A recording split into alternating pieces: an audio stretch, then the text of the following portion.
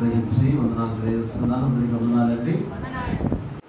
ఈ సమయము వాక్యం వినేటువంటి సమయము దేవుడు మన నిర్ణయము మన పట్ల ఆయన నిర్ణయించి మనకు ధన్యకరముగా ప్రతిష్ఠిత మందిరమును ఒక కానుకగా, ఒక బహుమానముగా, ఒక వరముగా దేవుడు అనుగ్రహించున్నాడు.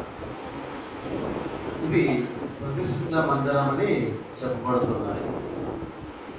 అంటే ప్రతిష్ఠిత మందిరము దేని కొరకు కూడా మరి యొక్క పని కొరకు ఉపయోగించకుండా కేవలము మన సంఘ ఆరాధనలు, ప్రార్థనలు, బాప్తిస్మములు, నిర్ధారణలు, అలాగే రకరకాలైనటువంటి వివిధ కార్యక్రమాలు కొరకే అయితే ప్రార్థనతో ముడిపడినటువంటి కార్యక్రమాలు జరిగించడానికి మాత్రమే నిర్దేశించబడినటువంటి స్థలం.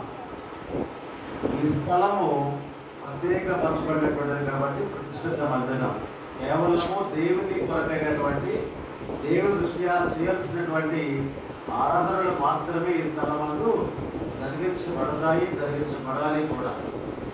ఇది మన జీవితాలతో దేవుని యొక్క సహవాసము నిత్యముకు అనుగ్రహించబడు స్థలము. ఒక నిరాదరణలో ఉన్న వారికి ఆదరణ ఇచ్చేటువంటి స్థలం, నెమ్మది లేని వారికి నెమ్మదిని అనుగ్రహించేటువంటి స్థలం, బాగా ఆరోగ్యంగా లేనటువంటి వారికి ఆరోగ్యం ఇచ్చేటువంటి స్థలం. ఇన్ని రకాలుగా వేదనలతో బాధపడుతున్నాను సరే, ఈ స్థలమునకు వచ్చినప్పుడు గొప్ప నెమ్మది, గొప్ప హృదయ నిబ్బరము, గొప్ప ధైర్యంతో ఉన్నటువంటి గుండెను దేవుడు అనుగ్రహిస్తాడు. ఈ స్థలమందు ప్రార్థించినప్పుడు మనము మన గృహాలలో నివసిస్తూ ఉంటాం. ఆ గృహము వేరు, ఈ యొక్క మందిరము వేరు. అక్కడ మన ఇష్టానుసారంగా ప్రవర్తిస్తూ ఉంటాం. కానీ దేవుని మందిరంలో మన ఇష్టానుసారంగా ప్రవర్తించడానికి వాక్యము అంగీకరించదు. అన్నిటినీ కూడా మనము సరిచేసుకొని ఆ యొక్క ద్వారములో నుండి లోనికి వచ్చినప్పుడు బయట విషయాలన్నీ కూడా వదిలివేసి కేవలము 2 విషయాల కొరకు మనం రావాలి. ఒకటి, దేవుడు నాతో మాట్లాడాలి అనేటువంటి ఒక ఆసక్తి మనలందరిలో కూడా కలగాలి. వచ్చాము వెళ్ళాము అంటే కాదు, కానీ దేవుడు నాతో మాట్లాడాలి అనేటువంటి ఒక ప్రార్థనా భారంతో రావాలి. 2, నేను మాట్లాడిన మాట దేవుడు వినాలి అనేటువంటి ఒక ప్రార్థనా భారంతో రావాలి. ఈ 2 కూడా ఈ స్థలంలో జరగాలి. ఒకటి, దేవుడు నాతో మాట్లాడాలనుకోవాలి మనం, నేను దేవుడితో మాట్లాడాలి. ప్రార్థనాపూర్వకంగా మనం దేవుడితో మాట్లాడుతున్నాం. ఆ 2 ఎప్పుడైతే జరుగుతూ ఉంటామో దేవుడు మనలను వ్యక్తిగతమైనటువంటి జీవితంలో ఆయన మనలను వృద్ధులే చేస్తాడు. మన యొక్క విశ్వాసమును ఆయన అభివృద్ధి పరుస్తాడు. అంతేగాని ఆదివారం వచ్చింది లేక వేరే రోజున ప్రార్థన పెడుతున్నారు కాబట్టి ఆహర్చన కాబట్టి వెళ్ళడం కాదు, కానీ వచ్చాము అంటే ఒక మేలు పొంది తిరిగి వెళ్ళాలి. ఈ ప్రార్థన జీవితము నీకు ఉపయోగకరంగా ఉండాలి. నా ప్రార్థన జీవితము నాకు మేలుకరంగా ఉండాలి. మరింత ఆరాధనలో పాల్గొని సమయాన్ని ఇచ్చించి మనము కానుకలు సమర్పించి దేవుని సేవకుని ఆదరించి ఇలాగా మా సంఘ పరిచయంలో అనేక విధాలుగా దోహదపడుతూ సపోర్ట్ ఇస్తూ అన్నీ చేసినా కానీ దేవుడు నీతో మాట్లాడకపోతే, నీవు దేవునితో మాట్లాడకపోతే అదంతా చేసిందంతా కూడా ఆ ప్రయాసంతా కూడా వ్యర్థమే. కనుక నీ ప్రార్థన జీవితము నా ప్రార్థన జీవితము మనకు ఎంతో మేలుకరముగా ఉండాలి. అప్పుడే మనము దేవుని బిడ్డలుగా ఉండటానికి లేక దేవుని బిడ్డలుగా కొనసాగడానికి ఒక సార్థకత అనేటువంటిది ఏర్పడుతుంది మన జీవితాలలో. ఈ స్థలము పరిశుద్ధమైనటువంటి కనుక దీనిని ఎలాగా ఈ సొలొమోను ఆయన ప్రసంగి గ్రంథంలో జ్ఞానరసం తెలియపరుస్తుంటాడు. 5వ అధ్యాయంలో 1-2 వచనాలు చూస్తే, నీవు దేవుని మందిరమునకు పోవునప్పుడు నీ ప్రవర్తన జాగ్రత్తగా చూసుకున్నాము, బుద్ధిహీనులు అర్పించినట్లుగా బలి అర్పించుట కంటే సమీపించి ఆలకించుట శ్రేష్టము. తెలియకయి దుర్మార్గపు పనులు చేదురు.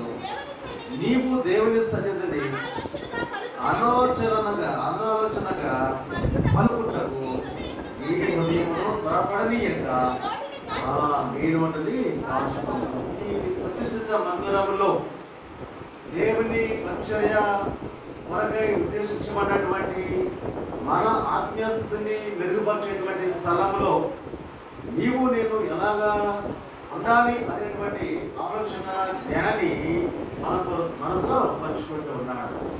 నీవు దేవుని మందిరమును పోవున్నప్పుడు నీ ప్రవర్తన జాగ్రత్తగా చూసుకోవాలి.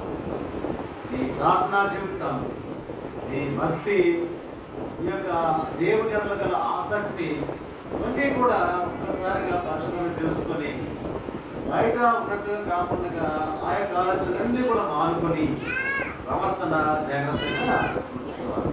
చాలా రాష్ట్రాలు ఇక్కడ బుద్ధిహీనులు అర్పించుకున్నట్టుగా ప్రయత్నించుగా అంటే సమీపించి దేవుని వాక్యాన్ని ఆలోచించగా శ్రేష్టం. వచ్చి పడేయక్కర్లేదు. ఇక్కడ దేవుని మాట వినగా శ్రేష్టమని శ్రమిస్తూ ఉన్నాడు. అలాగే నీ హృదయంలో తోడపడనీయక నీ నోటిని అనవచనగా పడుకుంటే కాదంటాడు. ఏది పడితేది మాట్లాడటానికి స్థలము మన కొరకు ఉద్దేశించబడాల. ఏంటంట? నోటిని కాచుకోవాలి. ఇలా కొన్ని సూచనలు దేవుని వాక్యంలో నుండి మన కొరకు అందించబడతా ఉన్నాయి. కొన్ని సంఘాల్లో విపరీతమైనటువంటి గొడవలు ఉంటాయి. కొన్ని సంఘాల్లో విపరీతమైన గొడవలు, వారి ప్రవర్తన జాగ్రత్తగా సంతృష్టించమని దేవుని వాక్యములో ఉండడం మాత్రమే కానీ, దేవుని సేవ ద్వారా వినడం మాత్రమే కానీ ఆచరణలో అవి ఎక్కడ కూడా కొన్ని సంఘాల్లో చూడడం. ఏ సంఘం అయితే ఈ ఆర్థికంగా బలపడుతూ ఉన్నదో ఆ సంఘములో విపరీతమైనటువంటి గొడవలు జరుగుతూ ఉన్నాయి. పట్టణాల్లోనేమి గ్రామాల్లోనేమి ఎక్కడైనా కానీ విపరీతమైనటువంటి గొడవలు జరుగుతూ ఉన్నాయి. ఎందుకంటే ఆర్థికంగా వాళ్ళు బలపడుతున్నారు కాబట్టి, డబ్బులు చందారూపంలో బాగా వస్తున్నాయి కాబట్టి మేము వాటిని హ్యాండిల్ చేయాలి, మేము కమిటీగా ఉండాలి, నేను ట్రెజరర్గా ఉండాలి, నేను సెక్రటరీగా ఉండాలి, మా కులస్తులే సెక్రటరీ ఉండాలి, మా కులస్తులే ట్రెజరర్గా ఉండాలి, మా కులానికి ఒక ఆరాధన, ఇంకో కులానికి ఇంకో ఆరాధన, అలా జరిగేటువంటి సంఘాలు ఈరోజు కూడా ఉన్నాయి. దేవుని దృష్టికి ఎంత వేదన కలుగుతూ ఉంటుందో ఆయన చూసినప్పుడు సంఘాన్ని. రెండు ఆరాధనలు అంతా కూడా ఏకముగా ఉండాలని, ఒక్కడే దేవుడు, ఒకటే విశ్వాసము, ఒకటే బాప్తిస్మము అని పౌలు భక్తులు సంఘాన్ని గురించి ఆ చెప్తున్నటువంటి మాటలన్నీ వింటారు కానీ ఆచరణలో మాత్రము వారు పెట్టని సంఘాలు అనేకము. కులాల ప్రాతిపదిన విడిపోయినటువంటి సంఘాలు అనేకం ఈ రోజున ఉన్నాయి. ఎంతో దుఃఖకరం అలాంటివి వింటూ ఉన్నప్పుడు ప్రవర్తన జాగ్రత్తగా చూసుకోవాలి. ప్రవర్తన నీవు దేవుడు, దేవుడు నీవు, ఆ సంబంధమే ఉండాలి. ఇక్కడ మనుషుల సంబంధము కాదు కదా. నీవు దేవుడు, దేవుడు నీవు అంతే. ఆ రిలేషన్షిప్ అనేటువంటిది మనము కొనసాగించాలి. అప్పుడు నీ కుటుంబము నీవు వదిలినట్లుగా దేవుడు తన మార్గాన్ని సరళం చేయగలడు. ఆయన దేవుడికి సమస్తము కూడా సాధ్యం. ఆయన సమస్తము సాధ్యపడు దేవుడు. ఎందుకంటే అసాధ్యమైతే ఏదైతే ఉన్నదో అసాధ్యం అనుకున్నటువంటిది ఆయన సాధ్యపరచడానికి ఆయన నిన్ను ఈ స్థలమందు సమకూర్చుకుంటూ ఉన్నాడు, రప్పిస్తూ ఉన్నాడు, ఇది ఆహ్వానిస్తున్నాడు. ఈ కొరకు స్థలాన్ని నిర్దేశించాడు, ఈ కొరకు ఈ స్థలాన్ని ఏర్పాటు చేశాడు.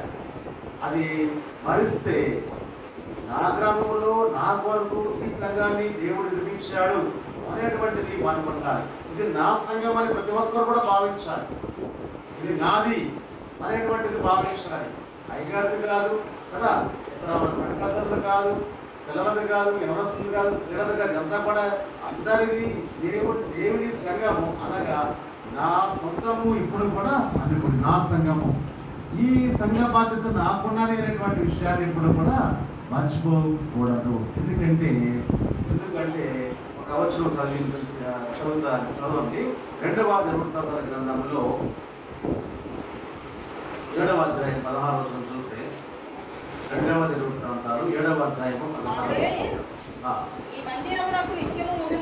నా పేరు ఈ మందిరమునకు నిత్యము ఉండినట్లుగా నేను దాని కోరుకొని పరిశుద్ధ పరిస్థితిని నా దృష్టియు నా మనస్సును నిత్యము దాని మీద ఉండదు.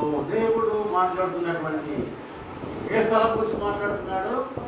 పరిశుద్ధ మందిరముల గురించి మాట్లాడుతున్నటువంటి ఆ సందర్భం చూస్తే, నా పేరు ఈ మందిరమునకు నిత్యం ఉన్నట్లుగా నేను దాన్ని కోరుకున్నాను.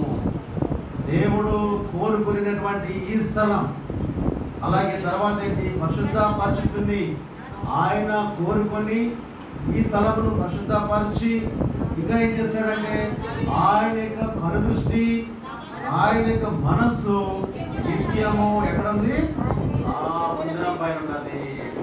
అందుకని ఆయన కనుదృష్టి, ఆయన మనస్సు ఈ స్థలం అంత ఉన్నది కనుక నీవు తగు జాగ్రత్తగా ఉండాలి. ఈ ప్రవర్తన తగు జాగ్రత్తగా ఉండాలి. ఇందుకోసము చెప్పాను, ఆయన కోరుకున్నాడు.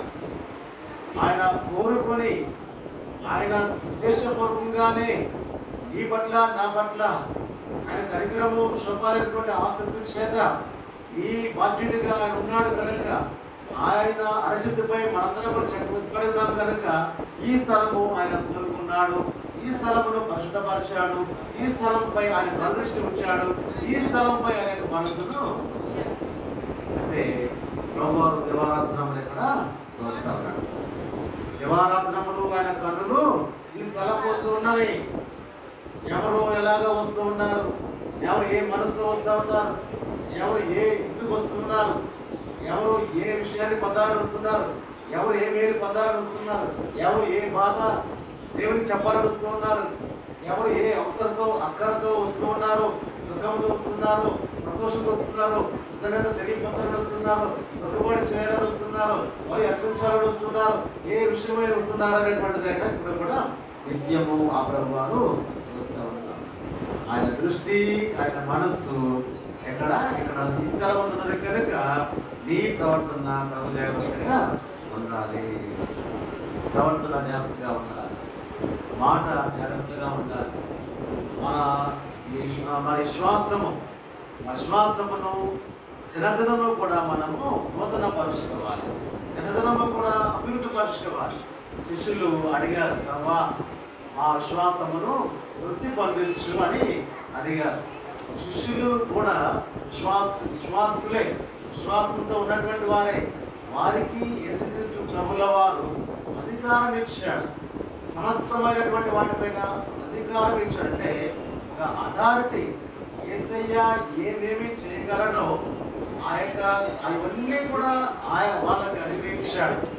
వాళ్ళకి అథారిటీ ఇచ్చినా కానీ వాళ్ళకు ఉన్నటువంటి ఆసక్తి ఏమిటంటే ఇంకా మా విశ్వాసము బలపరుచుకున్నావా, మమ్మల్ని వృద్ధి పొందించు మా ప్రభు అని ప్రార్థన చేసేవారు, అడిగేవారు. అలాగే దినదినము కూడా విశ్వాసము వృద్ధిలో ఉంటుందా లేకపోతే దిగుజారుతుందా అనేటువంటిది కూడా పరిశీలన చేసుకుని ఈ ఆత్మీయస్థితిని బాగు చేసుకున్న స్థలము దేవుడు నా కొరకు ఇచ్చినాడు ఈ స్థలం అని చెప్పి ఈ ఆత్మీయస్థితిని బాగు చేసుకోవడానికి, ఈ ఆత్మీయస్థితిని మెరుగుపరుచుకోవడానికి, ఈ ప్రార్థన జీవితాన్ని అభివృద్ధి పరుచుకోవడానికి దేవుడు నిన్ను ఆత్మీయంగా బాగు చేయడానికి యొక్క స్థలమును దేవుడు ఇచ్చాడని నిత్యము కూడా నీవు మర్చిపోకూడదు. వారి ఆత్మీయ మేలు కొరకు, ఆత్మీయ క్షేమం కొరకు కొంతమంది పడిపోతూ ఉంటారు. విశ్వాసం ఉన్నట్టు వెనక్కి వెళ్తామంటారు, విశ్వాసం ఉన్నట్టు వాళ్ళకు ఈ స్థలము దోహదపడదు. వాళ్ళకు దేవుడి స్థలం ఇచ్చాడు. అందరూ కూడా పరిశుద్ధులు కారు. దేవుడి వాక్యం సెలవిస్తూ ఉంది, అందరూ కూడా పాపం చేశారు, దేవుడిని గ్రహించే మహిమ పొందుతారు. ఏ భేదము కూడా లేదు, గొప్పవాడని లేదు, పేదవాడని లేదు, స్త్రీయని లేదు, పురుషుని లేదు కదా, ఏది లేదు, యజమాని లేదు, వారసని లేదు, ఏది కూడా లేదు. అందరూ కూడా దేవుడు అనుగ్రహించే మహిమను పొందలేకపోతున్నారు. కాబట్టి ఈ స్థలము దేవుడు అనుగ్రహించే మహిమను పొందడానికి దేవుడు నిర్దేశించాడు. నీ కొరకై, నా కొరకై ఎన్నో విధాలుగా ఈ స్థలాన్ని దేవుడి కోసం ఇచ్చినప్పుడు, మన పక్కనే ఈ స్థలం ఉన్నప్పుడు, మన పక్కనే ఈ చర్చ్ ఉన్నప్పుడు, మన ముందే ఈ స్థలం ఉన్నప్పుడు, మన ముందే ఈ ప్రతిష్ఠ మందిరం ఉన్నప్పుడు ఎంత ధన్యురాలనో, ఎంత ధన్యుడినో అని నీవు ఎంతగానో దేవునికి కృతజ్ఞతలు తెలియపడాలి. ఎక్కడికో వెళ్ళనవసరం లేదు కదా, చక్కగా మన ఇళ్ళ చుట్టూనే దేవుని మందిరం ఉండడం ఎంత ఆశీర్వాదకరమో. ఎక్కడికో పరిగెత్తం అవసరం లేదు, ఎక్కడికో వెళ్ళనవసరం లేదు కదండి. ఎక్కడికైనా వెళ్ళాల్సిన పనే లేకుండా దేవుడు నీ మీద ప్రేమ తెచ్చినటువంటి స్థలంలో రెండు విషయాలు ఇప్పుడు కూడా జరుగుతూ ఉంటాయి. ఏంటంటే, ఒకటి మన యొక్క ప్రార్థన జీవితాన్ని బట్టి దేవుడు నిన్ను తీరుస్తాడు. ఆయన నీ పట్ల జరిగించాల్సినటువంటిది, నీకు అందించాల్సినటువంటి ఈవిని, నీకు ఇవ్వాల్సినటువంటి ఈవిని ఆయన అనుగ్రహిస్తాడు. నీ మనసును బట్టి నీకు తీర్పు, నీ ఆలోచన బట్టి తీర్పు, ప్రార్థనా జీవితాన్ని బట్టి తీర్పు అనేది ఖచ్చితంగా దేవుడి స్థలంలో మన కొరకు అందిస్తూ ఉంటాడు. లోకస్వార్తలో 18వ అధ్యాయంలో మనం చూస్తే, లోకస్వార్త 18వ అధ్యాయంలో అక్కడ 10వ వచనం చదివితే, ప్రార్థన చేయటకై ఇద్దరు మనుషులు దేవాలయమునకు వెళ్ళిరి, వారిలో ఒకడు పరిసయ్యుడు, ఒకడు సుంకరి. చాలా ఇద్దరు లేరు ప్రార్థన చేయడానికి కదా. చాలా మంది మనమైతే వచ్చాం ప్రార్థన చేయడానికి. అక్కడ దేవాలయంలో ఇద్దరు వెళ్ళారు. దేవాలయానికి ఇద్దరు ఎందుకు వెళ్ళారు? ఇద్దరు కూడా ఒకే ఉద్దేశం, ఇద్దరు కూడా ప్రార్థన చేయడానికే వెళ్ళారు. ఇద్దరు కూడా ప్రార్థన చేయడానికే వెళ్ళారు. వారిలో ఒకడు పరిసయ్యుడు అంటే గొప్పవాడు. అతని ఆ పరిసయ్యులు గొప్పవాడు. ధర్మశాస్త్ర మొదలు ధర్మశాస్త్రానుసారమైన వారు జీవించేవారు. కొంత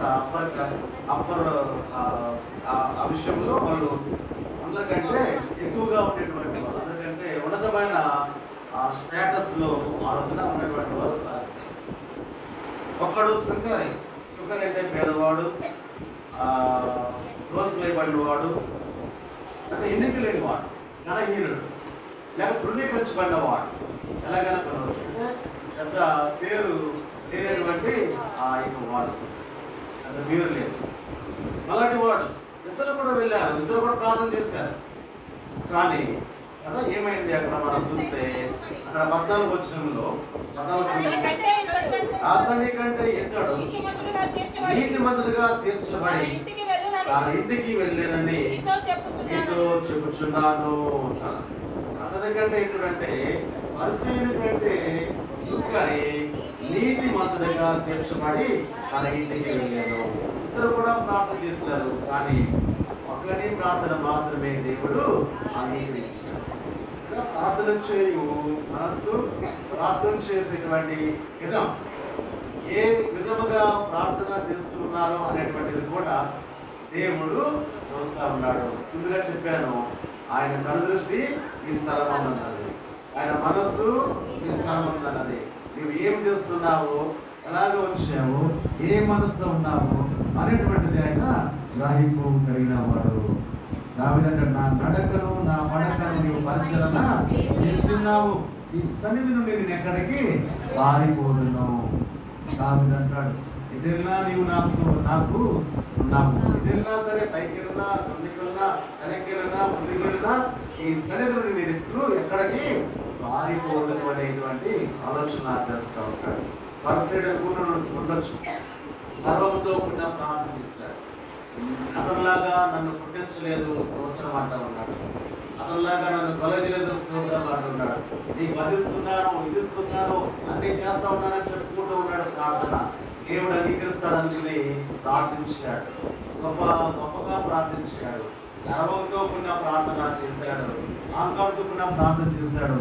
అన్నింటికి మించి దేవునికి ఇష్టము కానీ ప్రార్థన చేశాడు, దేవుడు అంగీకరించని ప్రార్థన చేశాడు. సుంకరి ఒకే మాట, ప్రభా నీ వైపు చూడటానికి కూడా నాకు అర్హత లేదు అని చెప్పి రొమ్ము కొట్టుకుంటూ వాటినే ఉన్నట్లుగా చిన్నగా పరిస్థితి లోపలికి వచ్చేసాడు. సుంకరి లోనికి రావడానికి కూడా ఆలోచన చేసి ఏం చేస్తా ఉన్నాడంటే, నీ వైపు చూడటానికి కూడా నాకు ధైర్యము చాలదు అని చెప్పి చేసిన ప్రార్థన యేసుక్రీస్తు ప్రభువు వారు దీన్ని ఆ పరిశీలన కంటే సుంకరి నీతిమంతుడిగా తీర్చబడ్డాడు. చాలు సుంకరి జీవితానికి ఏవో అక్కర్లేదు, పెద్ద మేడలు అక్కర్లేదు, పెద్ద కారులు అక్కర్లేదు, డబ్బు అక్కర్లేదు. కానీ దేవుని వచ్చేటువంటి ఒక మంచి సాక్ష్యం. దేవుని సాక్ష్యము మనకు ధన్యత, మనుషుని సాక్ష్యము వ్యర్థమే. మనుషులు సాక్ష్యం చెప్తాడు, మనం బాగా పెడతామంటే, మనం బాగా చూస్తామంటే మన గురించి సాక్ష్యం ఇస్తాడు. ఎప్పుడన్నా మనం పెట్టకపోతే సాక్ష్యం ఇస్తాడా? ఎవరు కూడా సాక్ష్యం ఇవ్వరు. ఎప్పుడైతే ఆపేస్తామో అప్పుడు ఇచ్చినంతా పోతుంది కదా, ఇచ్చినంతా మనం చేసుకుంటే కూడా పోతుంది, అది వేరే సంగతి. కానీ దేవుని సాక్ష్యం, దేవుడే సాక్షాత్తు మనుషులు ధృవీకరించబడేటువంటి సుంకరుని గురించి సాక్ష్యం అంటే ఎంత గొప్ప. అనేక మంది వస్తూ పోతూ ఉన్నటువంటి దేవాలయంలో ఒకడు నీతిమంతుడిగా తీర్పు తీర్చబడటం అనేటువంటిది ఎంత మేలుకరమో. ఆ స్థలములో ప్రార్థించడం మూలాన నీతిమంతుడిగా వెళ్ళాడు. ఈ స్థలంలో నీవు ప్రార్థించడం మూలాన, ఈ స్థలంలో నీవు దేవుని వాక్యాన్ని అనుసరించడం మూలాన, ఈ స్థలంలో దేవుని సమీపంలో ఉండడం మూలాన నీవు కూడా నీతిమంతుడిగా తీర్చబడాలి అనేటువంటి ఒక ఆశ, ఆసక్తి మన హృదయంలో ఉండాలి, హృదయంలో కలగాలి. ఆనాడు సుంకరిని నీవు తీర్చావు, కఠినగా ఉంచావు. ఈరోజు నేను, నా యొక్క కుటుంబం గలీలుగా మేము కూడా ఉండాలి. ఈ స్థలం నుండి మేము మేలు పొందాలి. ఈ స్థలంలో ప్రార్థన ద్వారా మేము దేవుని మేలు పొందాలి, దేవుడి సాక్ష్యం పొందాలి అనేటువంటి ఒక ఆసక్తి గల ప్రార్థన నీవు నేను కూడా చేయాల్సింది. ఎందుకంటే ఆయన మనస్సు, ఆయన కనుదృష్టి ఈ స్థలమందు ఉన్నది. అది ఎప్పుడు కూడా మనము మర్చిపోకూడదు. దేవుని మందిరాలను చాలా మంది తేలిగ్గా చూస్తారు. మనం చేయాలంటే అటు వెళ్తున్నప్పుడు దేవుని మందిరం వైపు చూడాలి, వస్తున్నప్పుడు చూడాలి. అటు ఇటు వెళ్తూ పని మీద వెళ్తున్నావు, ఇటు చూసి ప్రార్థించి వెళ్ళాలి. వస్తున్నావు, పని అయింది, దేవునికి ప్రార్థించి వెళ్ళాలి. ఇంత ధన్యకరమైన స్థలము దేవుడు మనకు ఒక ఈవిగా, ఒక ఆశీర్వాదంగా అనుగ్రహించినాడు. అలాగే మరి యొక్క లోకస్వార్తలోని 22వ అధ్యాయంలో ఇక్కడ కూడా విధవలను కూర్చున్నటువంటి మాట ఉంటుంది. అందరూ కూడా పార్కులు వేస్తున్నారు. 3వ వచనం చూస్తే, 4వ వచనం చూస్తే, 4 వారందరూ తమకు కలిగిన సమృద్ధిలో నుండి కానుకలు వేసిరి, కానీ ఈమె తన లేమిలో తన కలిగిన జీవనమంతయు వేసినని వారు చెప్పారు. యేసుక్రీస్తు ప్రభువుల వారు ఆ స్థలమందు ఉన్నారు. ఆ స్థలమందు నుండి ఇది తెలిసినటువంటి వాక్యమే మనం అనేక మార్లు వింటాం. ఇది వాక్యం ఆమె ఎలాంటిది, ఆమె స్థితి చెప్తున్నాడు. ఇక్కడ ఆమె పేద, అంటే ఏ మాత్రం కూడా ఆర్థికంగా లేదు, ఆర్థికంగా బలపడలేదు, చాలా పేదరాలు. ఆమె మళ్ళా విధవరాలు. రెండు స్థితుల ద్వారా ఆమె దేవుని మందిరంలోనికి రాకుండా లేదు. పేదవాళ్ళు కదా, అది ఏముంది కానికేయడానికి అనుకోలేదు. పెద్దవాళ్ళు కదా, దేవుని మందిరం నేనెందుకు అని అనుకోలేదు.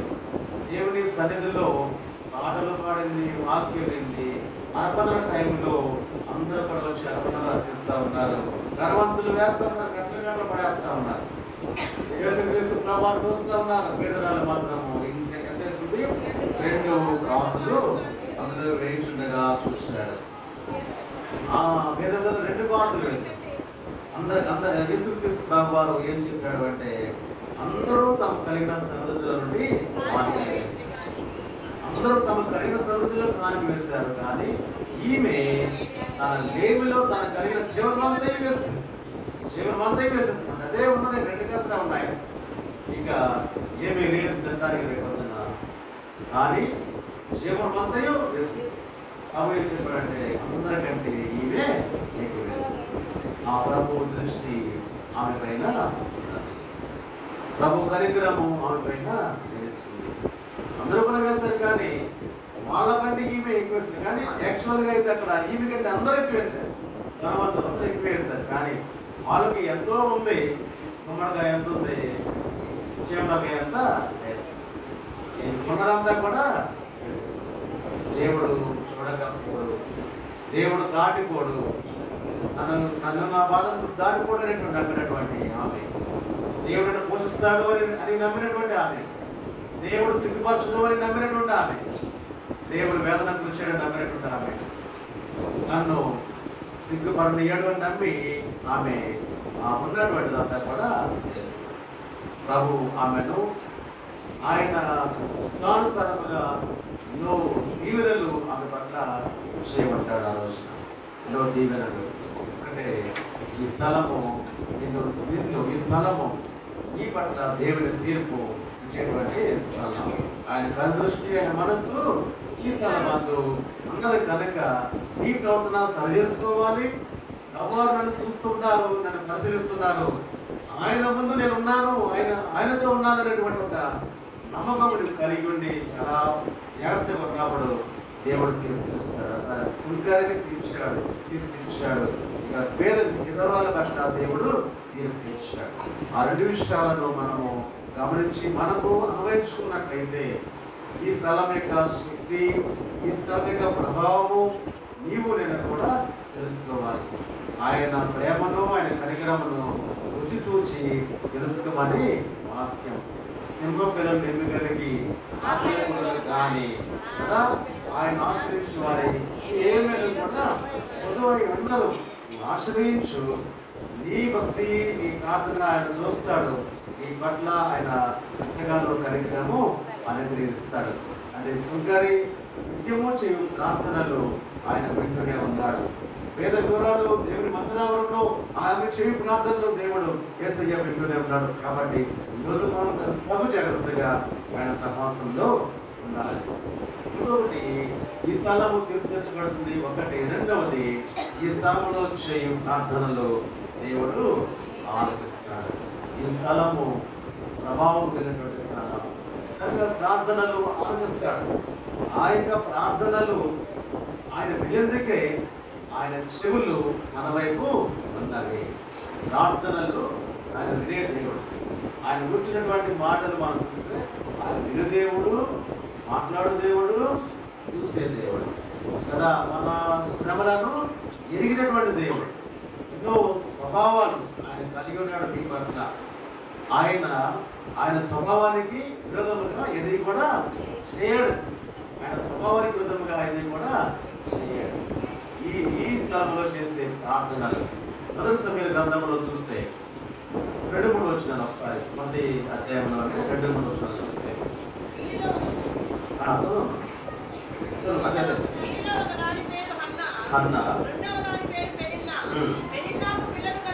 పిల్లలు కలిగిరి కానీ హన్నాకు పిల్లలు లేకపోయి ఇతడు షిలోహు నందున్న యెహోవాకు మొక్కుటకును బలి అర్పించుటకును ఏటేటా తన పట్టణము విడిచి అతడికి పోచుండెను. చాలా ఇతడు షిలోహు నందున్న యెహోవాకు మొక్కుటకు బలి అర్పించుటకు ఏటేటా తన పట్టణము విడిచి అతడికి పోచుండెను. షిలోహు మందిరమునకు ఇతడు అంటే ఎవరు అక్కడ తెలిసిన మనకి ఎల్కానా అనేటువంటి ఒక భక్తి గలవాడు. ఎల్కానా అనేటువంటి ఒక ప్రార్థనాపరుడు ఎప్పుడెళ్తున్నాడు? ప్రతి సంవత్సరం కూడా షిలోహు మందిరానికి వెళుతూ ఉన్నాడు. యెహోవాకు మొక్కుటకు బలి అర్పించుటకు ఇట్లు పనులు చేయడానికి ప్రతి సంవత్సరం కూడా ఈ ప్రార్థనాపరుడు షిలోహు మందిరమునకు వెళుతున్నాడు. షిలోహు అనేటువంటి ఒక పట్టణం. ఆ పట్టణంలో యెహోవా దేవుని మందిరం. ఆ యొక్క మందిరములో కొన్నాళ్ళు ఈ యొక్క నిబంధన మందసమును ఉంచారు. నిబంధన మందసము ఉన్నటువంటి ఆ మందిరములో అంటే నిబంధన మందసము అంటే అక్షరాల సాక్షాత్తు దేవుని యొక్క సన్నిధి. దేవుని సన్నిధి నిబంధన మందసము దేవుని సన్నిధి. ఆ దేవుని సన్నిధి గల ఆయన నిబంధన మందసము ఎక్కడ ఉంటే అక్కడ జయము కలిగింది. ఎవరింట్లో ఉండే వారికి దీవెనలు పొందుకున్నారు. అందుకే ఇశ్రాయేలు శత్రువులు ఇశ్రాయేలుకు జయం కలుగుతుంది ఎందుకుగా ఆలోచన చేశారు. ఈ యొక్క నిబంధన మనసు ఉండటం వల్లనే ఆ నిబంధన మనసాన్ని మనం ఎందుకు పోదాం, మనకు కూడా మేలు కలుగుతుంది అనుకున్నటువంటి పరిస్థితి. నిబంధన మనసు గురించి చాలా ఉంటుంది, దాని గురించి చెప్పాలన్నమాట. అలాంటి ప్రభావం కలిగినటువంటి ఆ మందిరములో ఈ ఎల్కానా తన యొక్క భక్తి చేత ప్రతి సంవత్సరం మృక్కుటకు బలి అర్పించుటకు ప్రతి సంవత్సరం కూడా తన పట్టణము విడిచి అతనికి పోవచ్చును. దీనిలో అక్కడ ఏం చేసేవారు, తనకున్నటువంటి మొక్కుటకు అంటే ప్రభా నీవు నాకు చేయాల్సినటువంటి ఒక గురి కలిగిన ప్రార్థనలు మొక్కుకోవడం అంటే అన్నా మొక్కుంది, నా కుమారుడిని నీకే సమర్పిస్తాను మొక్కుకోవడం. అలాగే ఈ ఎల్కానా కూడా మొక్కుబడి చేసుకుంటూ ఉన్నాడు. ప్రభా ఇప్పటి వరకు జరిగించేవు నా పట్ల, అంటే ఇంకా జరగాల్సిన వాటిని గురించి ప్రార్థించుతాం. మొక్కుబడి ఆ మృక్షులకు లేక బలి అర్పించే దీనికంటే జరిగినటువంటి మేలుల కొరకు, సంవత్సరకాల కాపుదల కొరకు బలి అర్పిస్తా ఉన్నాడు. 12 నెలల కాపుదల కొరకు బలి అర్పిస్తా ఉన్నాడు. మన సంఘమును కూడా కట్టబడినటువంటి సంఘము, నిర్మించబడ్డ సంఘము ఎదురు చూసి మనమే చేయాలంటే మనము కూడా ఆయనకు బలి అర్పించాలి. కృతజ్ఞతాపూర్వకమైనటువంటి వాలి ఎదురు చూసుకోవాలి. మొదటి కంటే ఈ రోజున శ్రేష్టముగా ఉన్నాం, మొదటి కంటే ఈ రోజున జీవించబడ్డాము. మునుపటి లేని ఈ శ్రేష్టత్వమైనటువంటి దేవుడు నీ కొరకు నా కొరకు అనుగ్రహించాడు. వారికి ఎలాగో ఉండే వాళ్ళం బాగున్నాం, ఇలా క్షేమం లేదు, ఈరోజు క్షేమం ఉంది. ఇది వారికి లేనటువంటి స్థితిలో దేవుడు మనల్ని కనపరిచాడు కనుక ఏమి అంటే మనము కూడా కృతజ్ఞత చెల్లించాలి. తెలంగాణ తెలుస్తున్నాడు, కొనుక్కుంటా ఉన్నాడు. రాబోయే దినాల్లో జరగాల్సిన వాటి వరకు జరిగిన వాటికి మళ్ళీ అర్పిస్తామన్నాడు. తీసుకెళ్తున్నాడు కానుకలు. బలి అర్పించడం అంటే ఏదో జంతువులు తీసుకెళ్ళి బలి అర్పించడం కాదు, కానీ తనకి ఏదైతే కలిగిందో తన పొలంలో, తన పెరట్లో, తన ఇంటిలో బంగారం దగ్గర నుండి, ఫలాల దగ్గర నుండి, పుష్పాల దగ్గర నుండి, పండ్ల దగ్గర నుండి, గాలి దగ్గర నుండి ఏదైతే తనకుందో ఉన్నటువంటి యావత్తులో భాగం దేవునికి బలి అర్పించేటువంటి వాళ్ళు ఆ రోజున ఉన్నటువంటి యావత్తులో బలి అర్పించేటువంటి పరిస్థితి. అతని మందిరానికి వెళ్తా ఉన్నాడు. తన భార్యకు పిల్లలు లేరు, వేదన పడుతుంది. తన భార్య వేదన పడుతుంది, గర్భాలుగా ఉండిపోయింది.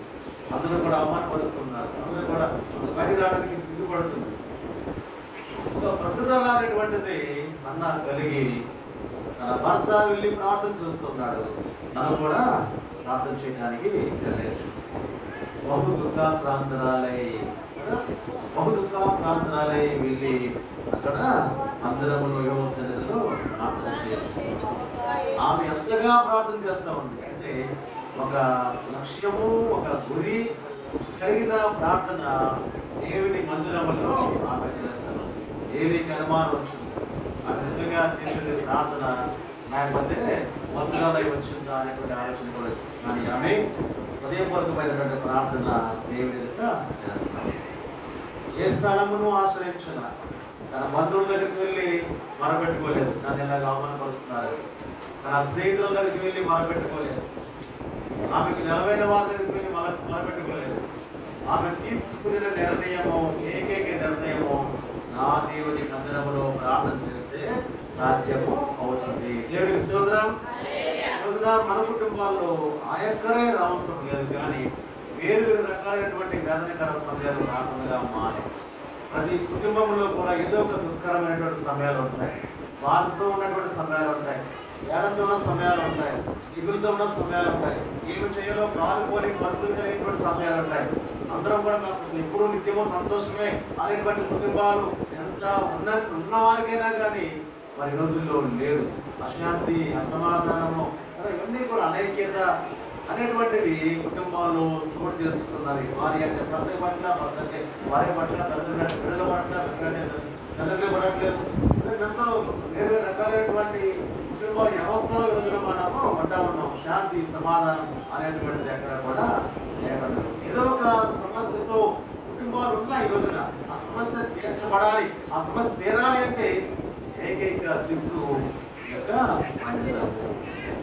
అన్నా అనుకుంది, నేను అక్కడే ప్రార్థన చేస్తా దేవుడి మందిరంలోనే అన్నాడు. ఎనకాన నేను 10 మంది కుమారుల కంటే నేను శ్రేష్టము.